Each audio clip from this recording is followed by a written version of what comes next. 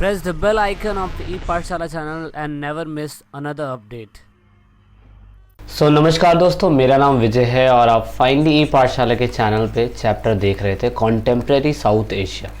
ठीक है, ई पाठशाला के चैनल पे आपने इस चैप्टर से रिलेटेड 5 पार्ट पहले ही देख लिए।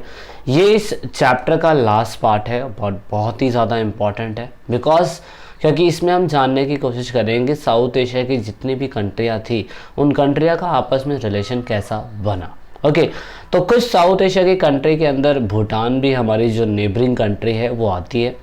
और दोस्तों भूटान बहुत ही छोटा सा देश है, बहुत स्वतंत्र देश है, तो इनसे भी हमें अपने अच्छे रिलेशन बनाने ज़रूरी है।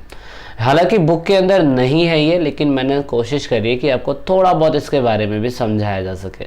तो भूटान के साथ हमारा जो सहयोग है वो बेसिकली यही है कि हमारे देश का सिटीज़न जो है ट्रैवल कर सकता है या वहाँ पे काम कर सकता है बिना वीज़ा और बिना पासपोर्ट का। सेम ऐसा भूटान के साथ भी यही है। भूटान का भी कोई भी व्यक्ति एक भारत में आ सकता है बिना वीज़ा बिना पासपोर्ट के, वो काम कर सकता है। तो ये सबसे इम्पॉर्टेंट चीज़ है। अगर भूटान की कंट्री जो है वहाँ से हमेशा कहीं ना कहीं गोरिल्ला वॉर जैसी सिचुएशन हमें फेस करनी पड़ जाती है, तो कहीं ना कहीं इसको ख़त्म करने के लिए या जो भूटान के जो नॉर्थ ईस्ट का जो इलाका है उस इलाके के पास अगर कोई भी गोरिल्ला वॉर जैसी कुछ भी चीज़ होती है तो दोस्तों भूटान जो है इंडिया की मदद करता है। तो ये भूटान की तरफ से सहयोग है। फिर हमने क्या करा, हम लोगों ने भूटान के अंदर हाइड्रो इलेक्ट्रिसिटी प्रोजेक्ट बनाया है जो सही मायने में सपोर्ट करता है भूटान को इंडिया के द्वारा। तो ये एक सहयोग है हमारा भूटान के साथ। आप चाहे तो फाइंड आउट कर सकते हैं कि भूटान का एट प्रेजेंट टाइम पे कौन वहाँ पर, मैं बोल सकता हूँ सबसे बड़ा सुप्रीम, सबसे बड़ा पीएम या सबसे बड़ा जो आप राष्ट्रपति बोलते हैं प्रेसिडेंट, या अगर राजा का शासन है, किंग का शासन है, तो उसका क्या नाम है, आप ये फाइंड आउट कर सकते हैं। देन बात कर रहे हैं मालदीव। मालदीव बहुत छोटा सा और आइसलैंड वाली कंट्री है, बहुत ही शांति प्रिय देश है और भारत से उसका रिलेशन भी बहुत अच्छा है। शुरुआती समय में हमारा रिलेशन उनसे हमेशा ही ठीक रहा है।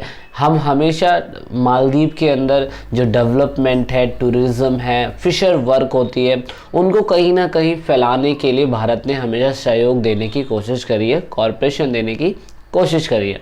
अब यहाँ पे दोस्तों अगर आप देखेंगे मालदीव के अंदर कहीं ना कहीं अटैक्स होते रहते थे। कहाँ से?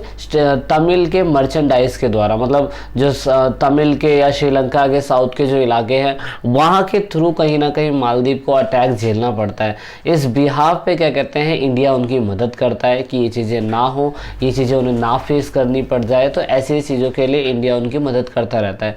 हमने बस ये करा है कि मालदीव के अंदर टूरिज़्म यानी कि लोग घूमने के लिए जाए, वहाँ पे फ़िश का काम अच्छा हो, उनके डेवलपमेंट से रिलेटेड, अगर वहाँ पे सुनामी आ जाती है तो उससे रिलेटेड हमने कुछ प्रोजेक्ट्स बनाने की कोशिश करी है, जिससे मालदीव से हमारा रिलेशन बहुत अच्छा है।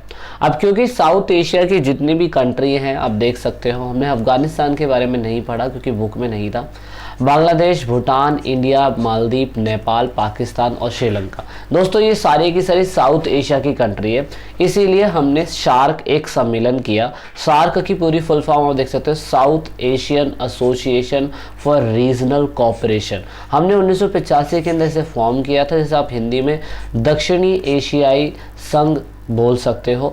अब दोस्तों यहाँ पर ना ये इसलिए बनाया गया था कि जितने भी दक्षिणी एशिया की कंट्री है वो आपस में रीजनल कॉर्पोरेशन करेंगी। दैट मीन्स रीजनल कॉर्पोरेशन का मतलब क्या हो गया दोस्तों? रीजनल कॉर्पोरेशन का मतलब ये हो गया कि आपस में सहयोग करेंगी किसी भी व्यापार से, किसी भी कोई भी प्रॉब्लम हो उसके डिस्प्यूट से रिलेटेड। क्योंकि अगर आपको याद हो चौथे चैप्टर में आपने पढ़ा था ऑल्टरनेट सेंटर्स ऑफ पावर।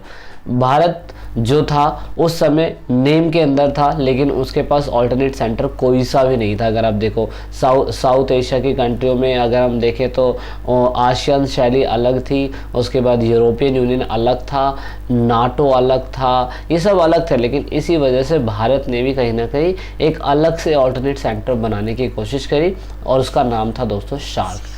आपने ब्रिक्स भी पढ़ा होगा, ब्रिक्स में भी हम इन्वॉल्व हैं, हम सार्क में भी इन्वॉल्व हैं। अब यहाँ पे दोस्तों काठमांडू में इसका हेडक्वार्टर था। 8 कंट्रियां तो इसके अंदर थी, 9 कंट्रियां और इसके अंदर आना चाहती थी। 8 दिसंबर 1885 के अंदर इसे बनाया गया था। उस समय पे आप देख सकते हो इसमें 8 करेंसी थी, इसका जीडीपी भी ठीक ठाक चल रहा था, लेकिन due to some reason, I don't know what's the reason behind that, ये ख़त्म हो गया, ज़्यादा चल नहीं पाया, इसे ग्रेट सक्सेस मिली नहीं। इसी वजह से, ग्रेट सक्सेस ना मिलने पाने की वजह से, ये जो शार्क के जितने भी मेंबर कंट्रियां थी ना, उन्होंने south Asian free trade agreement को साइन करा और बाद में शार्क बना साफ्टा। साफ्टा सही मायने में जितनी भी नेबरिंग कंट्री थी साउथ एशिया की, वो कहीं ना कहीं अमेरिका से डरती थी। अमेरिका से डर का मतलब यही हो गया, अगर आप देखें साउथ एशिया की अगर आप कंट्री देखें तो सबसे बड़ा लैंड, सबसे बड़ा रिसोर्स, सबसे ज़्यादा जनसंख्या हमारे ही देश की है। इसलिए साउथ एशिया की कंट्रियां जो होती थी वो फ्री ट्रेड एग्रीमेंट से डरती थी। लेकिन दोस्तों उनको डर क्या था? उनको डर ये था कि जिस तरीके से चाइना पूरे वर्ल्ड के अंदर अपनी मोनोपोली बना रखा है, चाइना ने मास प्रोडक्शन करके हर देश में अपना सामान बेच रखा है, ऐसी कई इंडिया सामान बनाकर साउथ एशिया की कंट्री के अंदर फ्री ट्रेड करने ना लग जाए। लेकिन दोस्तों आपको पता है कि हम लोग कितने दिल से हिंदुस्तानी है और हम कभी भी ऐसा करने की नहीं सोचेंगे। सो दैट इज़ वाई हमें भी यही लगता है कि साफ्टा जो है फ्री ट्रेड एग्रीमेंट होना चाहिए। और दोस्तों यहाँ पर हमें भी यही लगता है साफ्टा कि भाई ये जो दूसरी कंट्री है ना, उनके भी यूज़फुल के लिए, ज़रूरी तो नहीं कि भारत ही सामान बना के इन कंट्रियों के अंदर बेचेगा। क्या पता दोस्तों इन कंट्रियों को हमारे ही कंट्री में सामान बेचने का मौका मिल जाए, है ना। तो इस तरफ से दोस्तों ताली एक हाथ से नहीं बजेगी, ताली दोनों हाथों से बजती है। सो दैट इज़ वाई यहाँ पर अगर आप देखेंगे दोनों का सहयोग होना चाहिए, छोटे बड़े देशों का मिला के। साफ्टा के अंदर दोस्तों किसको ज़्यादा क्या कहते हैं फ़ायदा हो रहा है, इंडिया को फ़ायदा हो रहा है या दूसरी कंट्री को फ़ायदा हो रहा है, वो आपकी सोच है, वो आप किस तरीके से लेते हैं। लेकिन साउथ एशिया की कंट्री को इस चीज़ का ही डर लगता है कि उनके कंपैरिजन में इंडिया बहुत बड़ा है और वो कहीं ना कहीं इसका मिसयूज़ कर सकता है। लेकिन दोस्तों व्यापार करना है तो इसलिए कोई ना कोई कम्युनिटी या कॉरपोरेशन तो हमें बनाना ही पड़ेगा। So this is in this video and we have finish this chapter. जल्द ही मिलते हैं वीडियो के नेक्स्ट पार्ट में नए चैप्टर के साथ। तो जब तक आज़ाद रहे, गाज़ियाबाद रहे और हमारी वीडियोज़ देखते रहे। सो दिस इज इट। तो लास्ट में दोस्तों अगर आप वीडियो को देख रहे हैं और ई पाठशाला चैनल के आप सब्सक्राइबर हैं या नए सब्सक्राइबर हैं, तो ई पाठशाला की टीम से आप सभी को यही रिक्वेस्ट है कि आप इन सभी वीडियो को अपने दोस्तों के साथ शेयर ज़रूर करें और कोशिश करें कि आप दूसरों को शेयर करवाने के लिए बोलें, क्योंकि आप जितना वीडियो को शेयर करेंगे उतना ही हम और लोगों की मदद कर पाएंगे, क्योंकि पढ़ेगा इंडिया जब भी बढ़ेगा इंडिया। तो वीडियो के लास्ट में वीडियो को एंड तक देखने के लिए, चैनल को सपोर्ट करने के लिए बहुत बहुत धन्यवाद। जय हिंद, जय भारत।